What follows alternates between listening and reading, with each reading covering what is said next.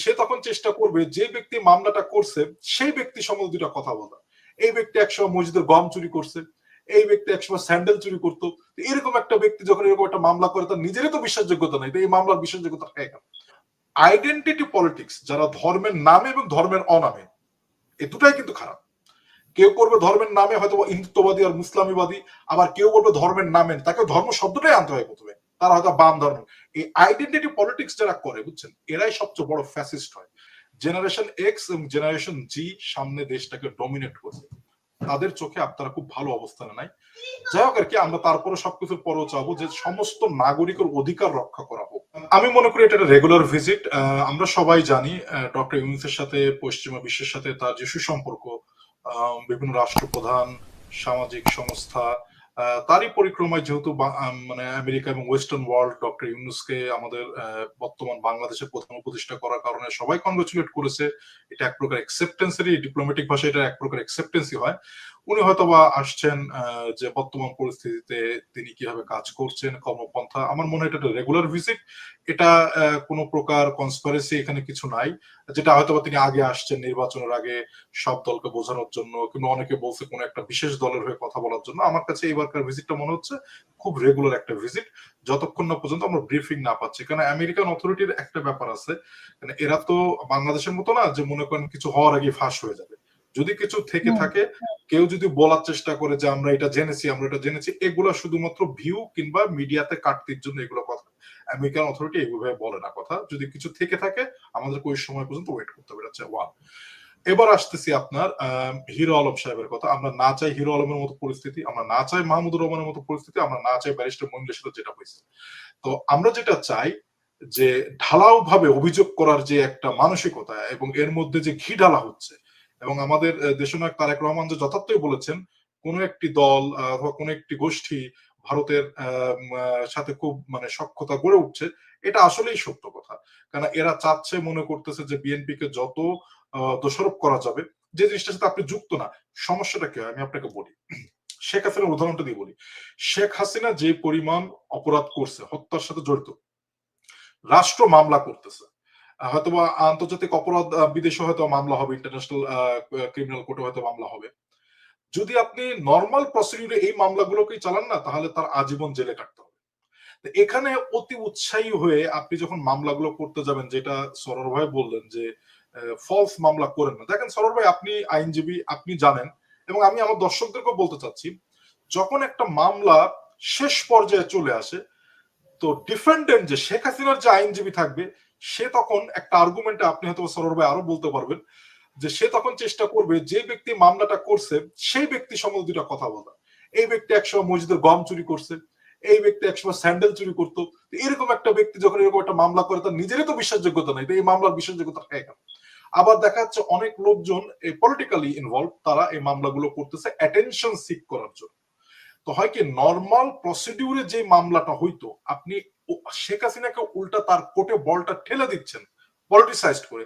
এই মামলাগুলো, ওই যে ব্যারিস্টার সারা বলছিলেন, এগুলো প্রথম ধাপই পার হতে পারবে না।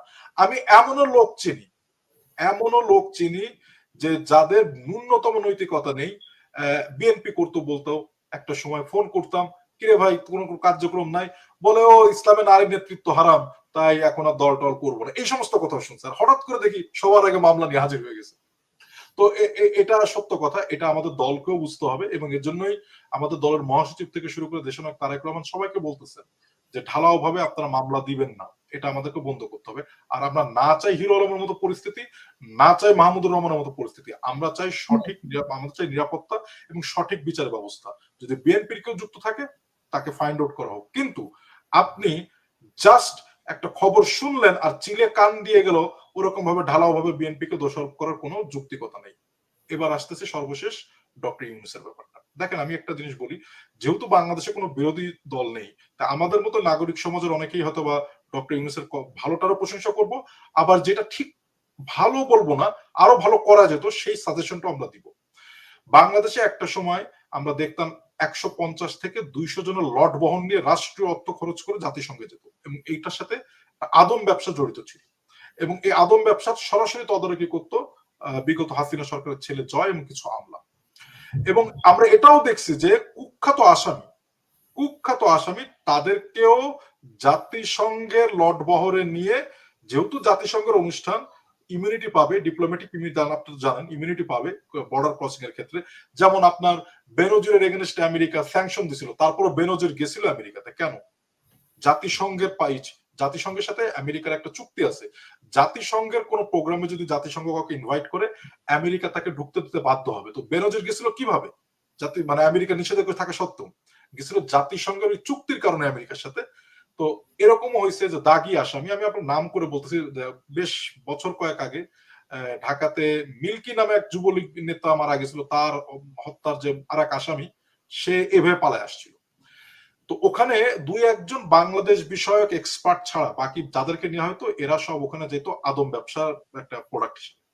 ওখানে যে লোক তারপরে ফিরে আসতো, ফিরে এসে অনেকে থেকে যেত, ফিরে এসে লোকজনকে বলতো আমি প্রধানমন্ত্রীর সফর সঙ্গী ছিলাম, আমি অনেক ইনফ্লুয়েন্সিয়াল পার্সন, এগুলো বলে এলাকাতে টেন্ডারবাজি করার সুযোগ হতো।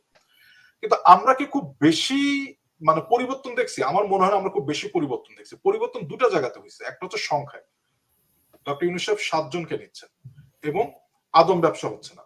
বাট আদতে তো বাংলাদেশের সংকট সংশ্লিষ্ট কোনো ব্যক্তি এখানে নাই, এখানে আমি দেখি না, যেটা শেখ হাসিনা করতেন। 7 জনের বহন নিছেন।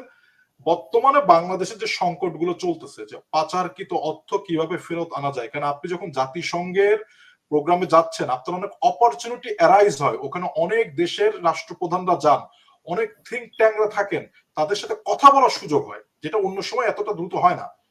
তো আপনি সেখানে নিয়ে যাচ্ছেন অনেক মানে মানে মানবাধিকার কর্মীকে। হ্যাঁ, আমার কাছে মনে হচ্ছে ডক্টর ইউনূস মামলা যখন হয়েছিল, তার মামলা হওয়ার পরে যারা একটু সভা সম্মেলন সেমিনার করতেছিল তাদেরকে নিয়ে গেছেন বেছে বেছে। আমি এখানে দেখতেছি না যে বাংলাদেশের পানি বন্টন নিয়ে স্পেশালিস্ট কোনো পার্সন তার টিমে নেই। আমি এখানে দেখতেছি না যে পাচারকৃত অর্থ কিভাবে আনা যায়, এখানে কিছু এনজিও কর্মী, মানবাধিকার কর্মী। আমার মনে হয় বায়াসড মাইন্ডসেটের দিক থেকে ডক্টর ইউনূসও ভুলের ঊর্ধ্বে উঠতে পারেন না, কেন তিনিও মানুষ, আর আমি এটাকেও স্বজনপ্রীতি বলি। তো আমার মনে হয় ওনার এগুলো ঠিক করা উচিত। আর সর্বশেষ ভারতের ব্যাপারে যেটা বলতে চাচ্ছি, যে দেখেন ভারতের বর্তমান আপনি যদি পলিটিক্যাল অবস্থান দেখেন, আমাদের ব্যারিস্টার সরোজ সাহেব বলছেন যে তাদের চারপাশে যে নেইবার, তাদের পলিসির কারণে আজকে তাদের নেইবারদের সাথে কোনো ভালো সম্পর্ক নেই। এবং আইডেন্টিটি পলিটিক্স, যারা ধর্মের নামে এবং ধর্মের অনামে, এ দুটাই কিন্তু খারাপ। কেউ করবে ধর্মের নামে হয়তো হিন্দুত্ববাদী আর মুসলামিবাদী, আবার কেউ করবে ধর্মের নামে, তাকে ধর্ম শব্দটাই আনতে হয় প্রথমে, তারা হয়তো বাম ধর্ম। এই আইডেন্টিটি পলিটিক্স যারা করে, বুঝছেন, এরাই সবচেয়ে বড় ফ্যাসিস্ট হয়। তো বাংলাদেশে আইডেন্টিটি পলিটিক্স করা কোনো, আমরা দেখেন আর একটা জিনিস বলি, আমি কনগ্রাচুলেশন জানাই, বাংলাদেশে আজকে একটা নতুন কমিটি এসেছে, জাতীয় নাগরিক অধিকার কমিটি। তো আমি তাদেরকে অভিনন্দন জানাই। কিন্তু আপনাকে এটাও মনে রাখতে হবে যে একটা বিশাল পাত্রের মধ্যে রাখা ফ্রেশ একটা দুধের মধ্যে যদি আপনি 1 ফোঁটা লেবুর রস ফেলান, দুধটা কিন্তু ছানা হয়ে যাবে। তারা 55 জন সদস্যের নাম ঘোষণা করছে এবং এর মধ্যে একজন খুব বিতর্কিত মানুষ আছে, এই শাবনাহাজ রাশিদ দিয়া। এই মেয়েটা এই বাংলাদেশে অবস্থান করে এই বিদেশে আমাদের যত অনলাইন অ্যাক্টিভিস্ট এবং বাংলাদেশও যাদের ফেসবুক অ্যাকাউন্ট ব্লক করা, এই মেয়েটা কুশীলব ছিল।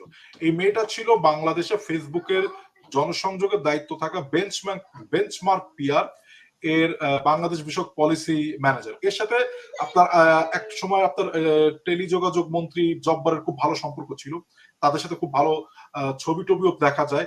এবং বাংলাদেশ সরকার যখন কোনো অনলাইন অ্যাক্টিভিস্টকে ব্লক করতে চাইতো কিংবা বাধা দিতে চাইতো, এই মেয়েটার কাছে পাঠাইতো তার তথ্যগুলো, ঠিক আছে, এবং এই মেয়েটা এই কাজগুলো করতো। আজকে খুব দুঃখের সাথে বলতে হয় যে জাতীয় নাগরিক অধিকার কমিটি যেটাই করছে তারা, এখানেও এই মেয়েটাকে রাখা হয়েছে। তো অ্যাকচুয়ালি হয়েছে কি, ফাঁক ফোকর দিয়ে দুই একটা যে ঢুকবে না কিংবা মিস্টেক হবে না সেটা আমি কিছু বলবো না, আমি এটাকে বলবো যে এটা একটা অনেস্ট মিস্টেক। তো অনেস্ট মিস্টেক হইতেই পারে, কিন্তু আপনাদেরকে সেটা ঠিক করতে হবে।